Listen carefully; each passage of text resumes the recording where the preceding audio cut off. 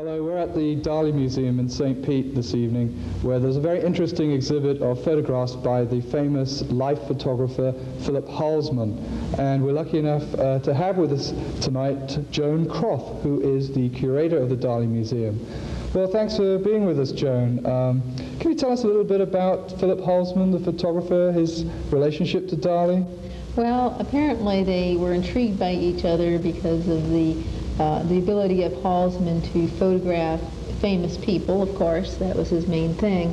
And from 1941 to 1965, each year when Dali would come to New York, they would join in collaboration on doing specific photographs. Some of them were straight portraits, but others involved a little more working out the details. And it seemed that Dali would come up with the ideas, but then Halsman had to turn them into some sort of photographic reality. Which could be quite difficult, as in the case of Dali Atomicus here, the most, perhaps the most famous. This one took 26 tries to get perfect as far as the cats, the water, and Dali all in the right position for the photograph. And how many cats did they go through, actually? Well, apparently they kept on using the same ones and drying them off, and apparently at the end they rewarded them with a wonderful can of European sardines. Nobody ever thinks about the bad girl, because the bad girls are sad. And everybody thinks about the good girl, because the good girls are glad. Here you've been around the once or twice, you can't stand the naughty drunken eyes.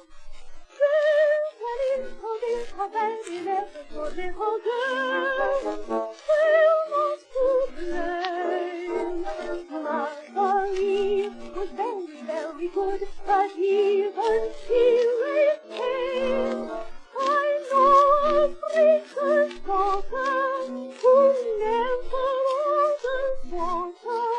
There's a little bit of very good little girl, will understand. There's a little bit of that in every good little girl, will not to blame.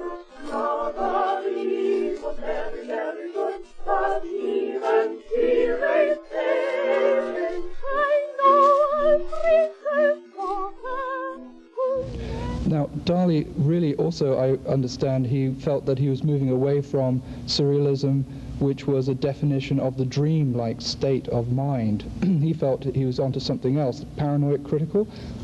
What does paranoid critical mean? Well, actually, in its simplest, it's a way of looking at things with a sense of paranoia, but being able to look at something in a taking an objective idea or objective thing like a rock or that type of thing and give it a subjective meaning. And that's what Dali would do in this process. And so he took it beyond that. He took it into double imagery, where he would look at a face of Voltaire, and also the face would also evolve into figures, or the figures would evolve into a face. So he was able to extract that from what was really existing, what we wouldn't see readily. Also, one where he does the skull, the death mask, actually, where he uses 7 models to make up the face, and they had to use scaffolds to prop up these models to do the image, and it was quite an all-day affair. Is his vision entirely that, just a vision, or does he think he's really perceiving something that is cellular or atomic?